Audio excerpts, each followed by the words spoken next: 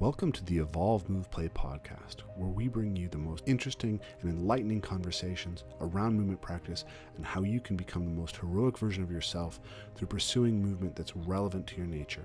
This is a podcast that's going to feature some of the top movers in the world, some of the most amazing movement thinkers, and people from fields that are related to movement as far afield as evolutionary theory, strength and conditioning, and everything in between. So if you're interested in movement, please stick around. And if you like our work and want to support it, please consider supporting us on Patreon, because this podcast is completely listener supported. We don't want to take any advertising. We don't want to interrupt your experience of watching the show.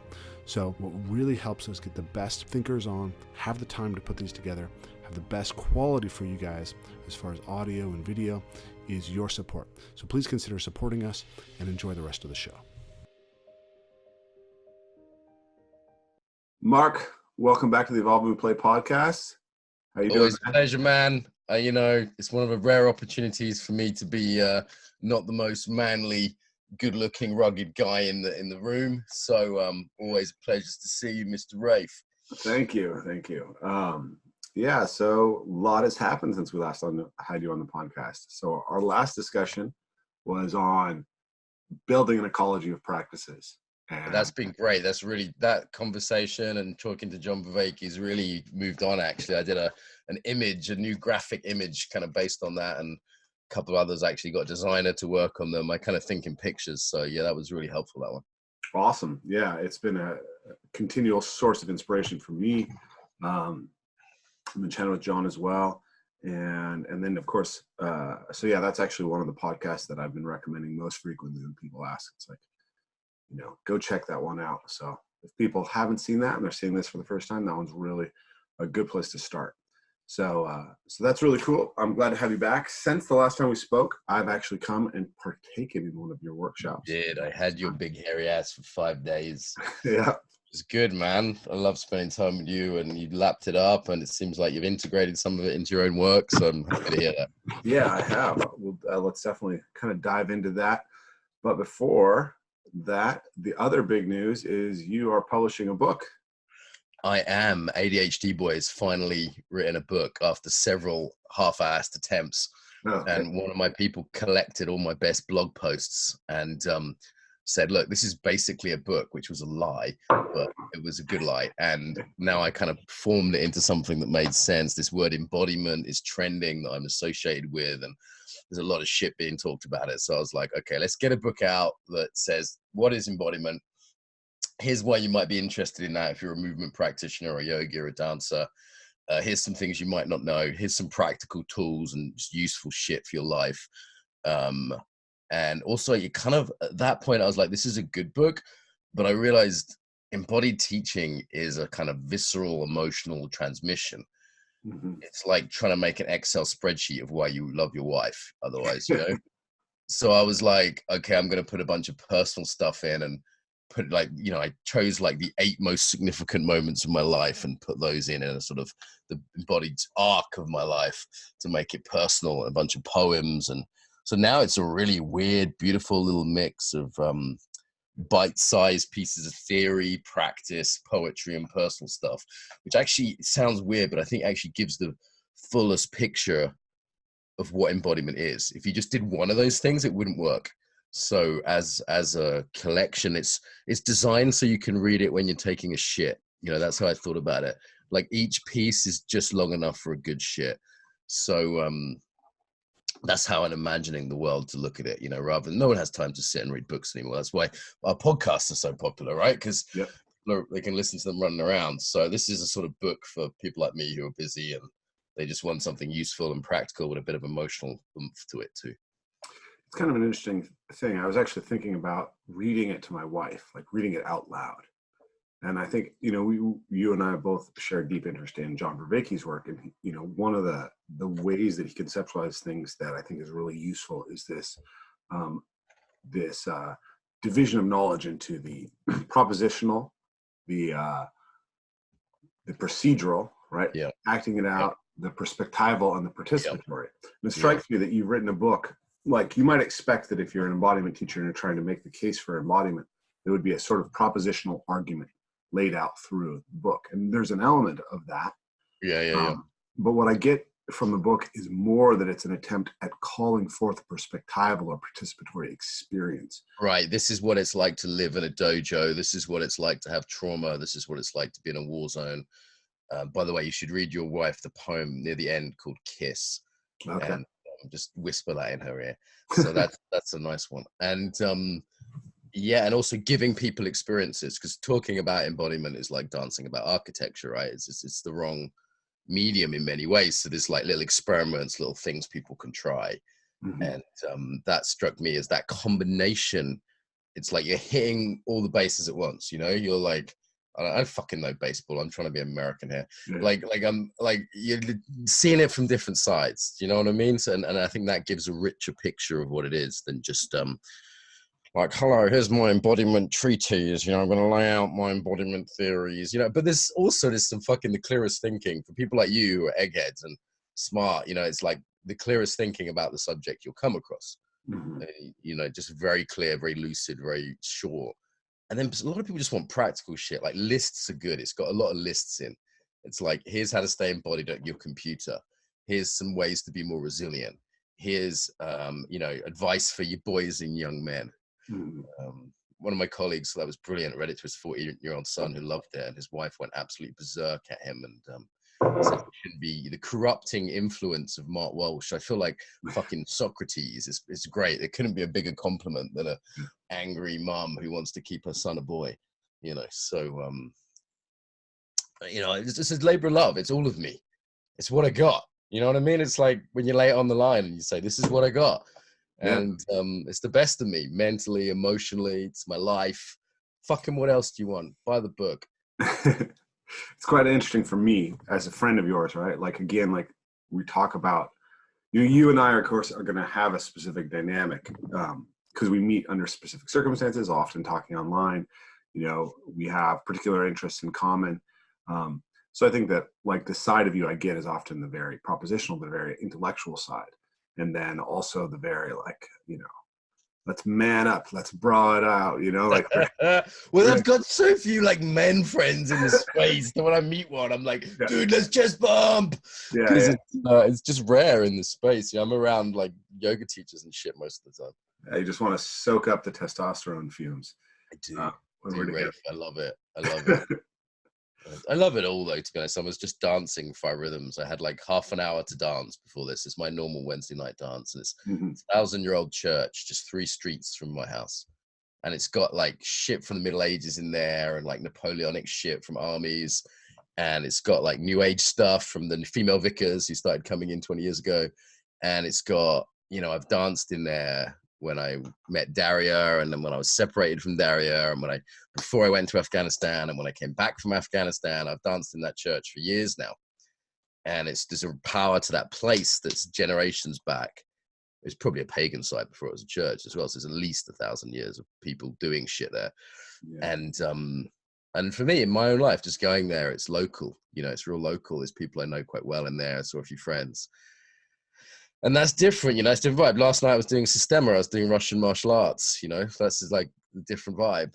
And then it's like I had a Rosen bodywork session today, which is real gentle, sort of feminine, gentle, slow bodywork. And, you know, my thing has always been, how do these things fit together? Mm-hmm. You know, how do they fit together? How do we, in our crazy postmodern world full of everything, make sense of all this? In the same way as you've been doing that with movement, I've been doing that with the kind of body mind arts, you know. Yeah. So that's always been the thing. Did you see a little reference to you in there? I did. You did. Yeah. You got a little plug. You and Ido Patel. The 10 Fs. You've doubled my list. Fucking right. Yeah. Ido had 4 or 5. You know, you added a couple. I thought I'd double it. Oh, so, I didn't know Ido did the Fs. I hadn't heard of it either. I think the original idea was from him, and then you like developed it. It was like fighting, fleeing, fucking, friending, you know, all these different ways to be human, right? These different, I was like, was it Bart's thingy? One guy from Berlin who runs Bart's, I was interviewing him recently, and we were talking about this stuff, and he, you know, he's added like crafts and stuff to it. It's like, where does it end? You know what I mean? Farming. Yeah. No, it's funny. I would have I definitely was not aware of Ido having come up with a similar list. I would have said that my list was almost like to say, you know, a little bit of a middle finger towards the movement culture, because I think a lot of times it gets lost in pattern rather than solution. And it's about doing these sort of esoteric movements, and you know how. Yeah, like you can do a one-handed handstand. Who gives a fuck? Yeah. You think your wife cares about that? You think your son cares about that? You think your dad's proud of you because you do that? Maybe a bit. You know, like who gives a fuck? Like anyway. But so I'm a sweary mood. No, it's funny. It's cool though if he did. I think that's an interesting thing about Ito. Like I don't pay as much attention. I don't know him. But sometimes he really can. He is extremely charismatic and has a really amazing use of words. So we'll just drop that though, because I wanted to so what was interesting for me, or what I was kind of getting at, is that there's a vulnerability and a sensitivity and idealisticness and a desire, a longing for this deeper connection that comes through in your book, that I think someone who is primarily familiar with you, say through your Facebook postings, where you're often sort of disruptive and what disruptive? Surely not. I've got different sides to me. I think anyone with half a brain can see there's more to it than just provocation and disruption, and you know that sensitivity is really obvious, I think, to most people who've who aren't malignly intended and trying not to see it, which is not everyone. But I think it's, most of my students see it. Like every year on EFC, our big course, students will always say, "Oh, you got so much softer this year," and I'm like, no, you just saw it. You realize there was another side, and it's pretty vulnerable though. Like I share some pretty personal stuff in the book, and part of me is like, whoa, what am I going to do if I don't mind if people hate it, but like there's some quite personal stuff in there that I go, okay, am I oversharing? But it felt like, no, this is the real deal. This is the real deal, stuff around trauma and childhood and different things. And I don't know if embodiment's about being human, so that's fundamentally what it's about. It's just about being human. Like this little practice I share in there, which is not in the version you've had, which is just like every time the first purchase of the day, you just look at the guy, like coffee or whatever it is, and you feel your own body and you look at them and you just acknowledge them as human. It's a real simple practice, because a lot of people meditate, but I think you need some relational mindfulness, not just solo mindfulness. And not everyone can get to like a circling workshop or something. And, that's really the heart of it as a practice, is really something as simple as feeling self, being aware of the other, being aware of the relationship, going, okay, how are we? And how do we want to be right now? Like, that's really all embodiment is. It's actually quite simple. And then there's a myriad of training tools and techniques, before you know it, you're rolling around on the floor doing Russian martial arts, stabbing your friends, So, let's get into that, because that's kind of where, my own relationship to your work has been super interesting in the last little bit. So I got to come to the UIP workshop in Austin, and what I realized was that essentially, if we talk about this idea that we have been going on about an ecology of practices, like like the first big realization behind what I'm doing is the idea that ultimately the best purpose of a movement practice or any practice is how it cultivates the human being.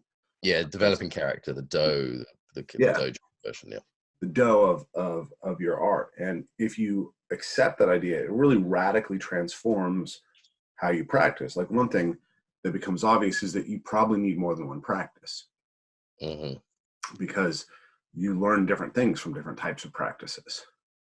Yeah, I mean, like, what if people say, yeah, I developed myself through my whatever, karate or parkour or whatever. Then what if we really took that idea seriously? What would we stress? There's certain things we would stress, certain things we wouldn't. Like community, I think, becomes big. And then commitment, and then balance between different kinds of practicing, realizing one practice doesn't have everything, but then realizing you also can't do everything. So you've got to come make some compromises. And how much of that is cognitively led? How much of that is heart led? How much of that is convenience led? There's all these kind of factors, and the book lays a lot of that out. And it's the kind of thing we talked about. And, embodied yoga principles is the thing, EYP, that, you did. And that was designed for yogis who wanted to take that idea seriously. It was like, if you took the idea seriously, that your yoga was to develop psychological insight to get off the mat and into your life, what would you be doing? And it's not the answer, but it's one answer to that. Yeah. So what I've been kind of conceptualizing is that there's kind of, once you accept the idea that the practice is to develop character, you could sort of set up your scope of practices. Which are the practices that you're going to choose? Like, how do they interrelate to each other? Yeah. So, within what we do with EMP, we talk about mindfulness practice, body integration practice, a body to environment practice, body to object practice, and body to body practice. And obviously we could go beyond that. There's dialoguing practices. There's community practices that are very valuable and might fall within our scope of practice, but aren't something that we've dived deep into understanding at this point. So if we think about that as one axis, then the next axis that I've been really passionate about is this axis of how do we optimize the learning? If a jump makes you better as a human being, how do you get better at jumping better? Right. Right. Like, because it's like some of the stuff I've heard you talking on another podcast about incorporating debriefs that I was doing and things like this, like I think it was working in the corporate world where they said, listen, we're paying you a lot of money and this is a bit weird, but we'll do it if you'll get the result. So corporate world's very results focused, like martial arts, like, other things, and not that many things, but like martial arts. And they were like saying, listen, you've got to make this efficient because we get that something's going on in this, but we're not going to waste our time or our money, particularly their time. So that really helped me is to get really efficient at how do you transfer things off the mat would be the yoga expression, but off the tree maybe in your case. Or, yeah. From the practice to the life. So we have the optimization of the set of practices, how effectively you practice, which is like, it's learning theory, right? Whatever type of learning. My stuff's mostly motor learning theory, but how do you understand how learning operates within the specific thing that you're trying to optimize? But then the last axis, this that I had not fully articulated until I came to work with you, but I've been sort of stumbling towards and building implicit models of, I think, in my work, is how do you get that transfer, right?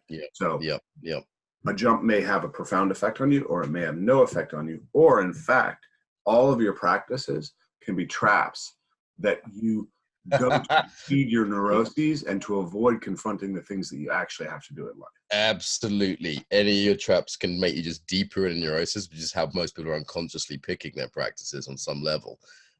Just play it even safer, actually. And also just people just wasting their time.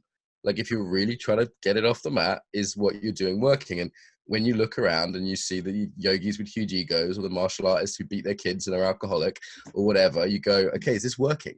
Really? So I think most people can make a case that in any art, there's people that it's been transformative for and people who it really hasn't and may have even gone in the opposite direction. And then the question becomes why, rather than just saying that's just random shit happens. Could we actually do that more effectively? And that's been my life obsession, for the last 20 years, really. And it's, I've done it with Aikido, with yoga, working with business clients and NGOs I work with in areas of conflict who are like, right, we've got 3 days. We're going to be in a place where we might get killed next week. What tools have you got for us? And I'm like, okay, I want to make the best use of these 3 days, So you better have the right tools and you better have some good learning practice and all the rest of it. But I think the community is one that gets underestimated a lot. I see that at EFC and EYP consistently, the power of the group, the power of the community. And I think it's easy to look at this for a very individualistic lens as well. Yeah, absolutely. I think the last time I spoke with Raveki, I was laying out my set of practices, and that was he's like, well, where's the community part? How's that? Right. How is that an intentional practice within this? And it's also the thing that interestingly comes up always through the work that we do is how impactful community is. And I want to dig into that with you because I want to talk about the shadow side of peak experiences and the integration phase, because I think it's something that is really underserved. Before we go there, I wanted to just really lay out kind of how that's played out for me, because essentially, and I think it's shocking to me, right? How well you've laid out this path that does this, right? It's like I was looking for a solution to at this specific thing, right? And I didn't know what I was getting into when I went to EYP. Yeah. But it's such a clear and elegant thing. And it's so clear, obviously having the impacts that I'm looking at, even in the few times that Remember the joke I made at the beginning? I make like the biggest problem we have is this works too well, and everyone laughs, and I'm thinking you're going to be fucked up in a couple of days, and you're going to have to do a lot of intricacies work, and then you're not going to be laughing. Like that is literally the biggest problem I have with that work. Is and I can definitely be a testimonial to that, right? When you said this is 5 years of therapy in 5 days. Right. I'm a tough guy. Mark. I can take it. There's Mark and being hyperbolic again. No, that honestly, that workshop shook me up unlike anything else I've done. And I'm still integrating it, and there's struggle involved with that. And I've also seen like a lot of growth in the way that I relate with my partner, in the way that I relate with my students, right? And like have had that called out to me by the staff that I work with, right? Even like from that's the real test, right? When people you care about, who are the real people in your life, work, colleagues, and family, whatever, they're saying, "I'm seeing something different." Yeah. Just recently I had a colleague say, "Wow, you really regulated well this module. I really liked how you took feedback this module." And I'm like, "Good, because I've been fucking working on that for the last 3 months." It's like that's what I kind of, without asking, when someone forwards that to you, it's like, okay, that's a good test. Like a lot of courses say they're transformational, but I'm like, okay, if the people that are closest to you, who matter most to you, aren't commenting on it without being asked, you haven't transformed. Yeah, that's a very good heuristic right there. Yeah. People start. Did you see that? Go ahead. I'm talking just to finish maybe a little bit on the ecologies of practice. Did you see the graphic in there I did of all the different embodied practices where it lays out the focus of it? Like, does it include language? Does it include sexuality? Does it include partner work? And one end is meditation, and then like yoga, and then like martial arts, and right at the bottom is like improv and neo-tantra. And it's not to say they're better because they include more. In some ways they're worse because it's a wider spectrum of attention.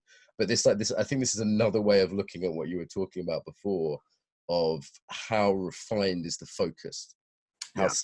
Where is that focus? Is it just on awareness? Is it on movement?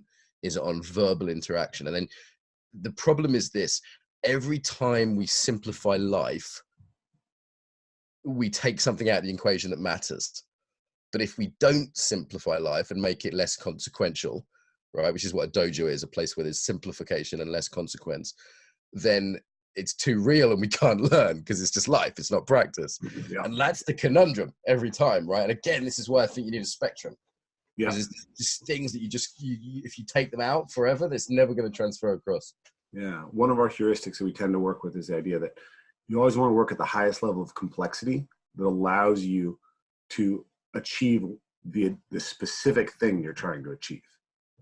So if I can get you to fall down and learn how to fall comfortably, and that's my primary learning objective, but within that, you're laughing and you're having fun and you're developing improvisational ability, and there's like weird yogic contortion, mobility, strength stuff happening, then that's better than it's just a falling drill, so long as you're actually learning it.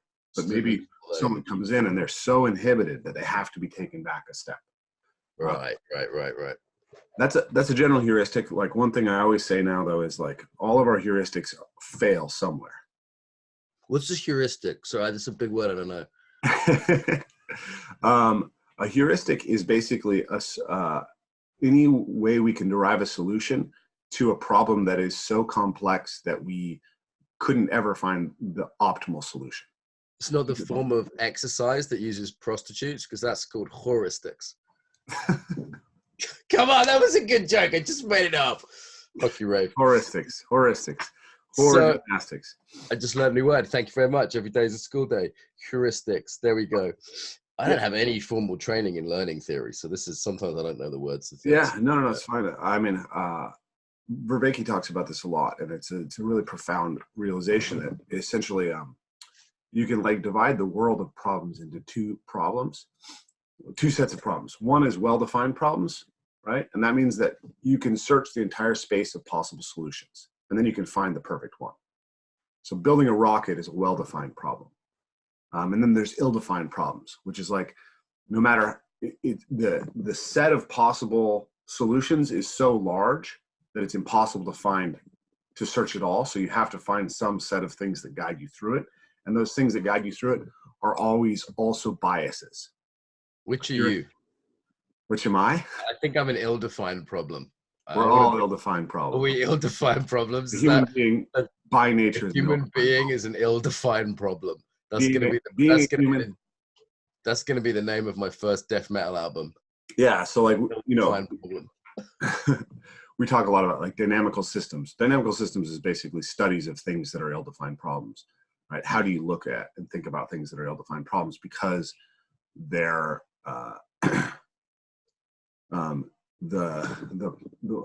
their constituent parts create combinatorial explosion, right?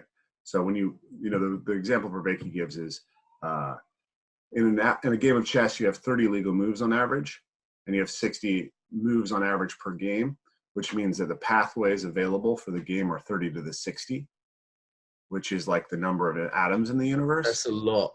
You know, I was actually thrown off my school chess team for physically fighting. And like that's an ill-defined problem right there. There's a move they're not expecting is for me to come across the chessboard at them. If you fuck with me, that's what happened. 10-year-old Mark wasn't taking it. So that's not supposed to be within the search space. That adds a degree of chaos to chess when you know there's fighting chess involved. There's chess boxing. Have you come across that? I've heard of that. Yeah, that's interesting. I thought, you have to like play around and then hit each other in the head. I mean, it's a pretty interesting combination. Sorry, you're trying to have a serious conversation here. No, I'm not. So this back to EYP. What stood out for you at EYP? Like, what are you going? Okay, I'm still chewing on that. Some months later. Yeah, I mean, the thing that I'm using a lot is just this idea that in trying to achieve the transfer effect, we have to first become self-aware, right? And this is something you talk about a lot in the book. How do we have awareness? So when you're doing a movement, are you able to be aware of it? Now, too much attention to awareness in high intensity performance kill you. Yeah. On the other, but you want to be in a psychological state where you can at least tap into it. You can at least tap into it post facto, right? You can at least right. What just happened? Let's take a moment. I'm down from the tree. I'm not fighting anyone now. What just happened? That's the benefit of those little debriefs, right? Yeah. Where you go, let's just see what was the pattern that just played out. Yeah. So we talk about mindfulness, and then like inquiry.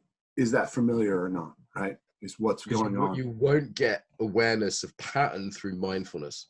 Mm-hmm. It's impossible. You'll only get awareness of state.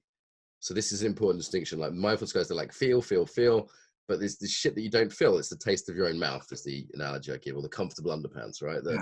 The patterns of being that it's just what you do and you're never going to feel it. So you need ways of exposing that, like forms that you get wrong, or, doing different forms and asking which is familiar. So we have this bunch of principles for exposing these more long-term patterns that are you're not going to get just from sitting there and feeling. Yeah. And then the next stage is the life linking. Like, where's this coming up? And then the dialoguing. And so, like I'm not working with the same set of movement materials that you are, but we cue people into mindfulness through doing meditations on the retreats. And then we will ask people, really pointed questions about what's coming up and kind of knowing where things might come up within a given drill. And then we ask these questions about familiarity and life linking.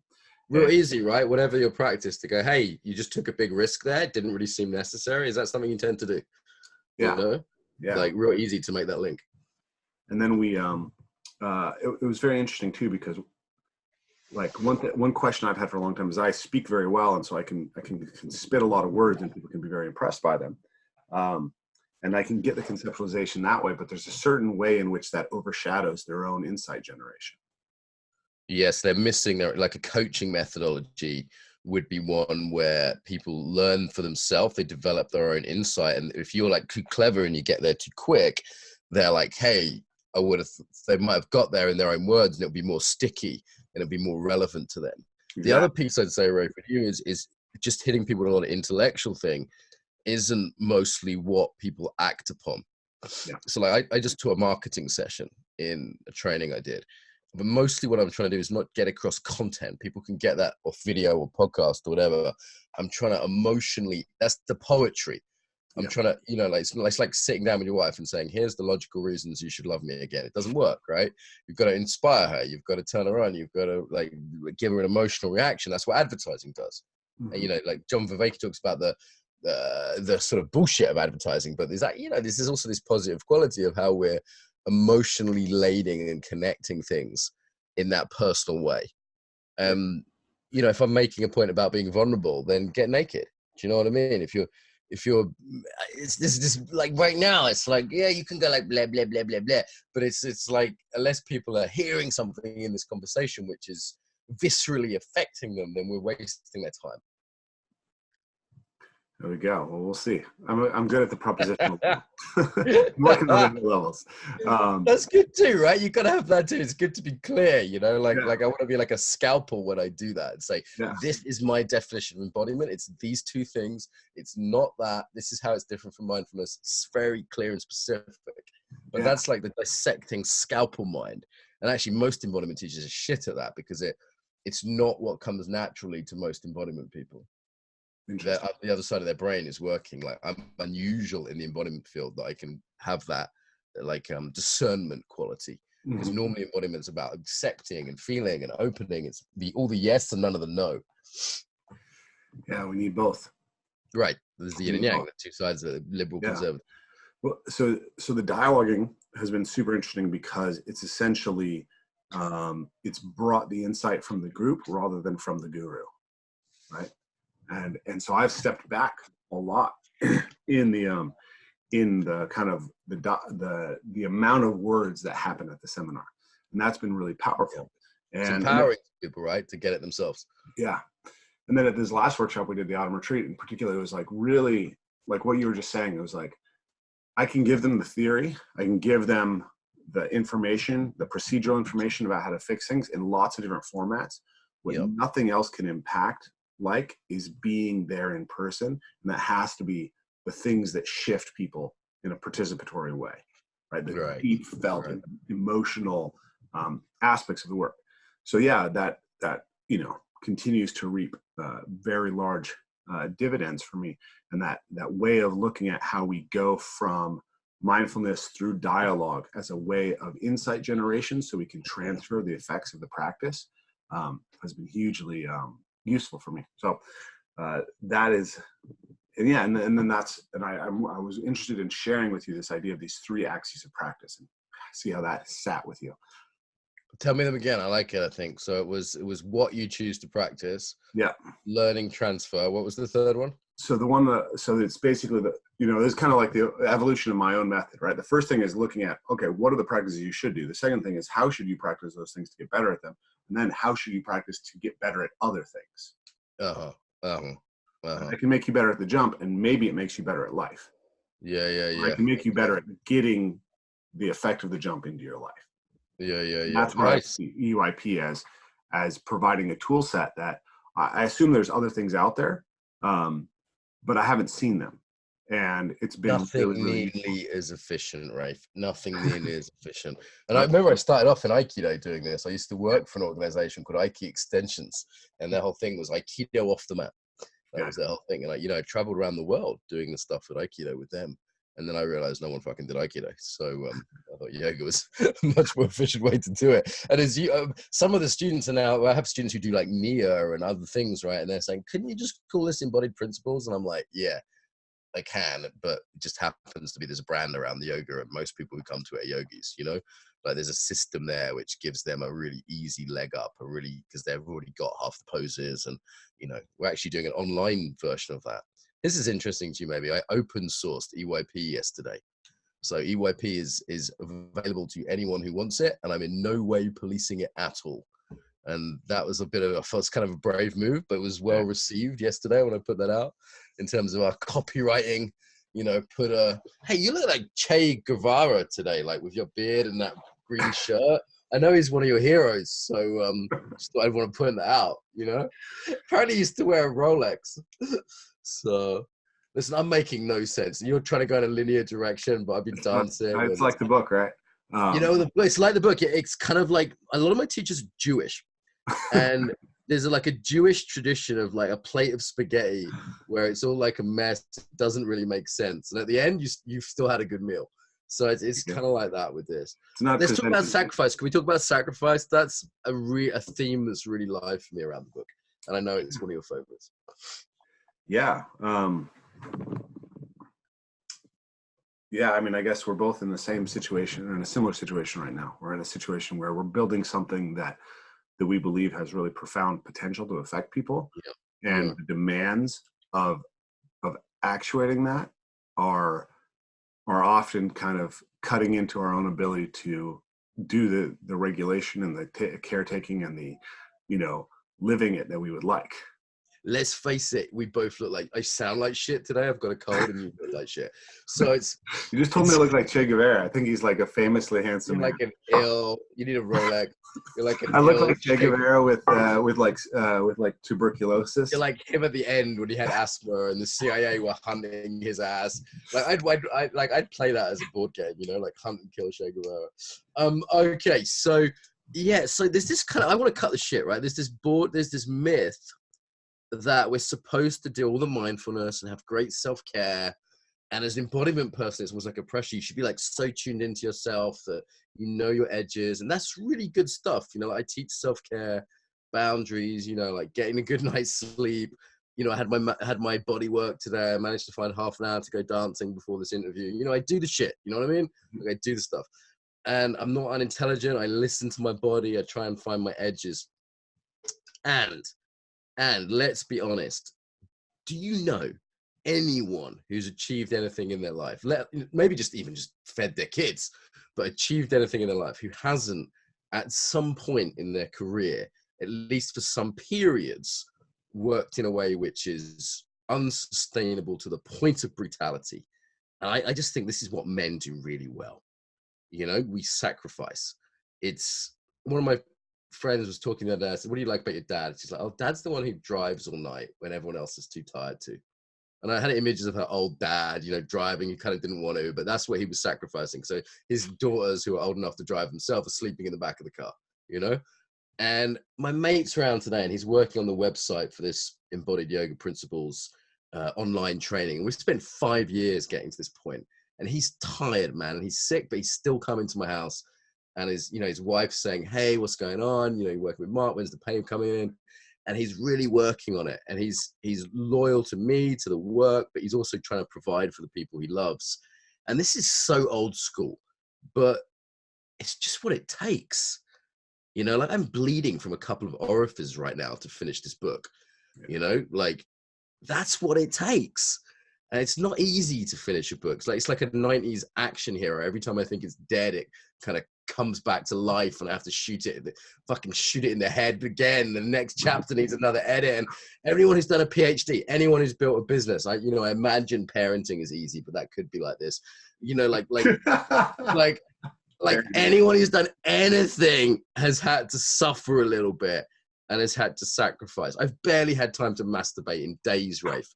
It's rough. And at the same time, I'm not complaining because to me, it's all worth it because I'm putting something out, which to me is the best I can do, has beauty, will be giving me income for me and my family for the next 20 years, Yeah, absolutely. So it's a bit of a rant, but I was just thinking about this today and just like my body worker was saying, you work too hard. And I'm like, no. I'm walking an edge right now, which is the very edge of disaster. I'm just the right side of it. And if I don't get a day off soon, I'm probably going to become like the Joker and start shooting people. But it's like, I'm on the one hand, you can even abuse yourself more if you have all these embodied and mindfulness skills, right? So you have to be careful. It doesn't become self-abuse. It doesn't become a travesty of sacrifice. But real sacrifice is still worth something. I just want to call bullshit on this myth that we don't have to sacrifice to do even reasonable things, let alone great things. Absolutely. Yeah, I'm dancing on my edge. We're putting out our first online course next month. I've just had 2 really intense workshops in a row. And like I knew going into your workshop, there was the potential that it was going to be a lot for me to process and digest. Yeah. Yeah. And there were some circumstances within that workshop that made it extra difficult. But that's kind of one of the things I wanted to talk about was this idea of the shadow side of peak experience. It's like at the end of the workshop with you, I'm flying high, I'm feeling so much flow state, right? So much peak experience state. Same thing with my own workshops, and then very frequently, you get home and you're a little bit depressed. Maybe a lot depressed. Yeah. And I remember, like, this was very confusing to me. So it's like, if you do the best thing you've ever done, you should feel good, right? Yeah, this happened to me big style. The first time I did a big talk was in Moscow about 5 or 6 years ago. 1,000 people. Lenin had done a talk in this auditorium, right? Yeah. I was like top of the world. And then on the way home, the taxi driver couldn't understand my bad Russian. I got lost and I got stressed in the taxi. And the next day, I'm just super depressed. And luckily, I've got a friend who used to be a rock star. So I phoned him up. I said, Jamie, what's going on? He said, oh, don't worry. This is normal. Just snort some Coke. I was like, no, I don't do that. But it was like, he sort of gave me some reference. Like the higher you go up, the higher you go down. And that's just normal for like people in theater and movies and, music and shit. And he gave me some perspective on it. Yeah. I remember reading in the book, The Rise of Superman. They talked about this, the dark side of flow. It's like everybody who does super high performance work, the rock climbers, the skateboarders, etc., they recognize that like they're going to feel so good while they're doing it, and they're going to come back to it because it's so powerful. But often it's going to have this dark side on the other side where you're addictive tendency to it, and then the come down, right? And then I start, like, I've got so used to sort of intense states through working in war zones and martial arts and high intensity business work that I've been a normal conversation and I've got like junkie wiring, right? So I'd just be bored and I'd be like, how can I liven this up? And it's just like, I just want to say something provocative or sexualize it or insult the person or just be really weird and just do something just because I'm like, I want to be on my skateboard. You know what I mean? Yeah, like I say that in England, it goes down well, like you're boring me. So it's like you'll see me do that. I'll just throw in some random shills and jokes. I try and do it now in a way which isn't too obnoxious. I did it earlier, but it's like, that's because I want to be on my skateboard. Do you know what I mean? Like I'm used to being in that intensity, and you can't live in intensity all the time. Yeah. I mean, like dumping, essentially like flow states are associated with like the highest levels of all of these neurohormones, and you just can't have that forever. Yeah, you can't sustain putting it out, and so it needs to come down. And when it comes down, it can be very hard. And I think for a lot of us, that it can be hard to recognize that, and also hard to recognize that has its own thing, its own value.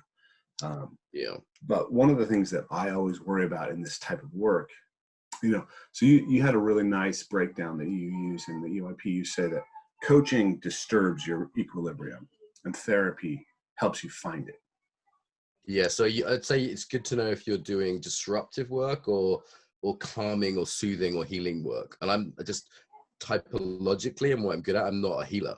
Yeah. Though integration is still an important thing. And like trying to make time for integration in courses actually is unethical not to make time for integration. If we talk about the U curve in courses I teach, and if courses end deep in the U and they can accidentally do that, okay, bad luck. But you can accidentally go into a process because there's some set of conditions which is unpredictable. Like I think you had a bit of that, but like there should be at least this attempt to get people out of the depth. A, so they integrate it into their life, and B, so it's just kinda. They're not like, I always have this image which is like, I imagine everyone's leaving a workshop and they're visiting their dying mum in hospital. Mm-hmm. And I go, okay, can they handle that shit at the end of my workshop? Or they have to pick up their kids from school, a bit more mundane.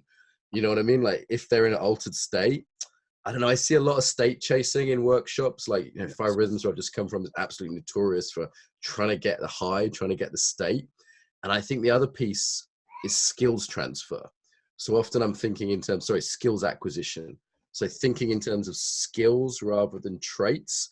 And also, how do we turn traits into states, into traits? Like these are the key pieces for me here, and not just getting that high. Because I used to be a drug addict. If you want to get high, you can just fucking take drugs, right? There's quicker ways to do it than yoga. So, it just strikes me that the skills acquisition, the life transfer has to be central and not just getting high. The other one I've been thinking about this, and tell me what you think of this. This is new. So I've been reliably getting into deep flow states while teaching. Mm-hmm. And I've found a methodology for it that really works for me. I've done a lot of practice of teaching, and there's certain things I do, meditation, dance, where I can just go into it. I don't know what I'm saying when I'm teaching. I literally don't know what I'm saying. It just comes out. I don't know what I'm going to do. Sometimes it's bizarre, unpredictable. Usually the feedback I get is like, wow, that was amazing. That was great. That was next level. Where did you think of that? How did you make that connection?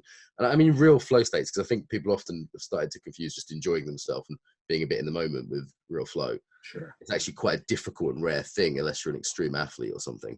No. And you know what I mean? It's not a normal thing. Yeah. Well, what I realized was, how do I be ethically accountable? Yeah. When on one level, I'm not doing it and I don't know what I'm going to do. Yeah. My colleague suggested an electroshock collar that they could activate at the right moment. But like, joking aside, I'm like, it's kind of an ethical dilemma. If you're not doing it, how can you be self-responsible? I think it's about intention setting, because I think you have to, like, if you want to have high performance, you operate at that. You're going to have the highest performance operating in that state. So you have to trust what's taking you in there. Right. And what I've seen though is, while it's generally ethically also very a high state, there's a lot of kindness in it. This is concept of like a residue of ego. It's like you only need 1% arsenic in that water. Mm-hmm. And this is what I see with a lot of like enlightened masters and things in meditation, who just have this little bit of shadow that isn't touched by their work. It's a therapeutic thing. Yeah. And that little 1% of arsenic poisons the water. Yeah, I saw that post you put up recently on Facebook about the detoxification of the founder effect, which I thought was quite. Oh yeah, it was another one. Yeah, everyone's biased, so every founder has a bias. Every founder is bringing their own arsenic to it. None of us are totally clean. Like, therapy helps, and personally, I'm thinking like any leader should be in therapy. Like, this is, just part of cleaning up your own act. Doing the trauma work is the other piece. I've just been doing another round of trauma work. I kind of hit my own trauma pretty heavy like 8-10 years back and did some work then and got to kind of good enough level. And then I realized there was another level that was making me a bit defensive or a bit hyper aroused or a little bit this or a little bit that. And I've done like another round of it, but that's not fun. And it's not easy to do when you're busy, and it's expensive and it's not fun. And you could probably get away with not doing it, more or less. Mm-hmm. Yeah. So that's an interesting challenge for us. One thing I'm curious about is how do we help our community get out of the state seeking? This is what's interesting. I mean, I would say that my work is evolving in a direction where it's much about self-transformation or self-cultivation, or more so than it is about movement competency. And so if you're looking at that space, the people who are talking about that, what I see a ton is these people who, they go to Burning Man, they come back, they're depressed. They go to the forum, they come back, they're depressed. And it's like a lot of these things, I think, maybe intentionally or maybe unintentionally, it's just what's rewarded by the system. It's like they have to leave you a little bit unstable. Yeah. Because if you were in a place of full integration, then you wouldn't have the same desire or need to go back.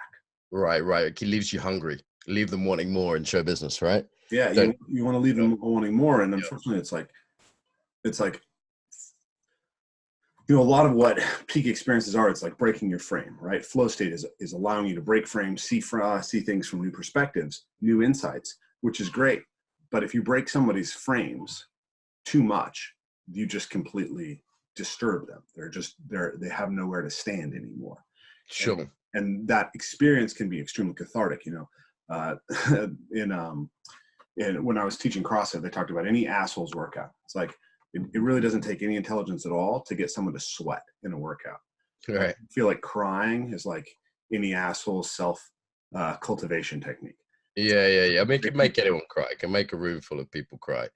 Like if I was just a bad person, I'd love to do like co-teach a workshop and just like have a wall chart and see like which of the two of us could make people cry the quickest. Like I would never do that, but like I could win that game, Sure. like if you wanted to do that. So I think there's a piece of it. And I think the personal growth world is maturing, despite Burning Man, despite how things look. I think people are growing up. People are seeing what works. I think some of the mistakes are being made again that were made in the 70s, like with breath work or whatever. But it's like people are learning a little bit quicker the next time around. People are looking for models that hold it together. They are challenging, say, meditation teachers to do shadow work. So I do see signs of progress on this. I think maybe we give our students enough state highs that's still attractive. Mm-hmm. It's like maybe there's room for a little bit of that, the sort of state high and this alt states and that sort of thing, as long as it's not the main thing you do. Yeah, I think it's a great question though. Like, how do we? Maybe it's there's just a market for different things, right? Like, not everyone's going to do EYP. I'd say if we got 10% of the yoga market, that would be huge, right? Like, I don't need more than that for my business. Like, it's like acro yoga came in and they took 5-10% of the yoga market. Yeah. Yin yoga came in 5-10%. It's fine. Loads of people do yin yoga now. Loads of people do acro. That's great. Beautiful. Good for them. They offered something. They've got a niche, right? It's not for everyone. So I think as long as we're kind of clear in what we're offering, there's integrity in what we're offering. What pisses me off is when it's not what it says on the can. Like Russian girl comes up to me in class in Russian and says, I am looking to get skinny to find husband. And I was like, okay, well, you're kind of in the wrong class, but there's another one next door that might be better for you. So like an aerobics class or whatever. And I actually really liked her because she was just really clear and simple, it was straightforward. And what she wasn't was like pretending to be spiritual and actually trying to tease men for validation by having a nice ass. She was just really clear. This is what I want. Yeah. And I think it's when there's a veneering or there's a dishonesty, that's when it's a problem. Because then you're going head to head with people in a marketplace who are lying, essentially, and who might have some sweeties that you don't have to offer. So this is where I think it becomes problematic. Sorry, I just used the word problematic. Only assholes use that word. I'll never use that word again, Rafe, on your show. I apologize for my problematic use of problematic. So, yeah. Did you see the Joker yet? Hegemonic. Hegemony, patriarchal. What joke? Let's talk about the Joker. I saw it last night. My wife said, you need a relaxing evening off work. You're working too hard. Let's take you to a film about man's psychological breakdown and psychosis just to relax. You see it? I haven't seen it. I will probably see it at some point. Great embodied performance as well. But I think like between my workshops and your workshop and the work that I've done, like I'm in a definite need for, and a place of like, let's put some blankets on. Let's have some tea. Let's read Harry Potter. Disney movie with bunnies. My teacher Paul Linden does trauma work with abused children, and he only ever watches like Disney movies because he's like, it's enough heavy shit in his life. So he only watches like fun movies. I like sci-fi. It just gets me away from deep embodied emotional. So I'll tell you. So funny story about that. So right before I went to do your workshop, I was reading Nikolai Bernstein. I was reading Mihai Csikszentmihalyi. I was reading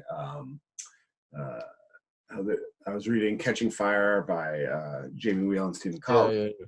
I was listening to tons of podcasts that are super deep and difficult. And afterwards, you were watching what?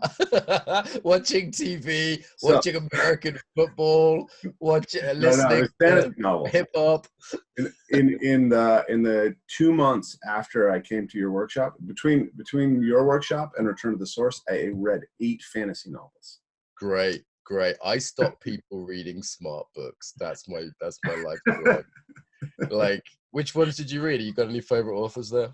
What was really good was a series of books that starts with something called Senlin Ascends. It's sort of I'm not really a huge steampunk fan, but there's a really interesting steampunk novel, great characterization.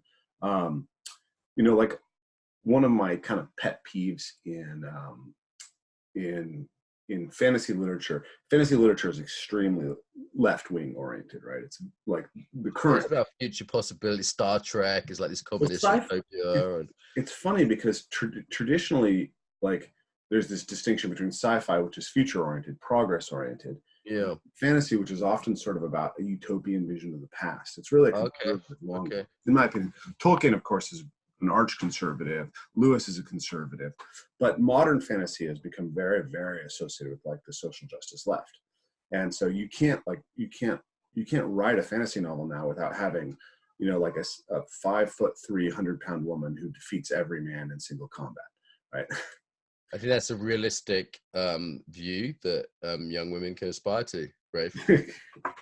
You know, I went through this is do we want to get into this in the last 5 minutes? Am I about to this may be a better topic for another one. By talking let me just say this.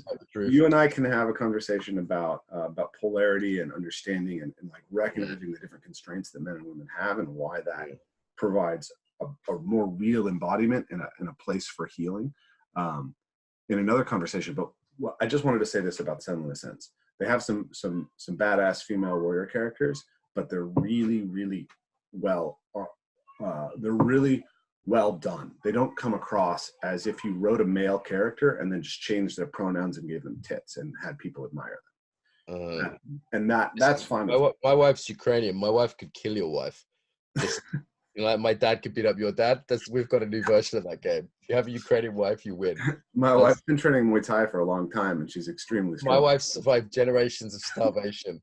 Well, so she'd be better in a starvation. That doesn't mean anything about how she is in a fight. That means that, no, you know what? I'm not going to go there because she might listen to this. Love you, darling. Okay, so the book, back to the book. Enough of Ukrainian wife death matches.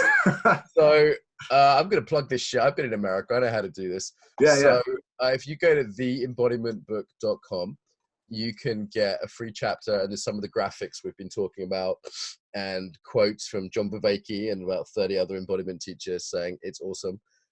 So you can go there, and if Rafe releases this on the right date, it should be available at Amazon as well. And I'm doing a special deal on launch day where I'm doing all my online products for free. So it's like a few £100 worth of stuff in dollars. I don't know what that is now after Brexit, probably a few $100 worth.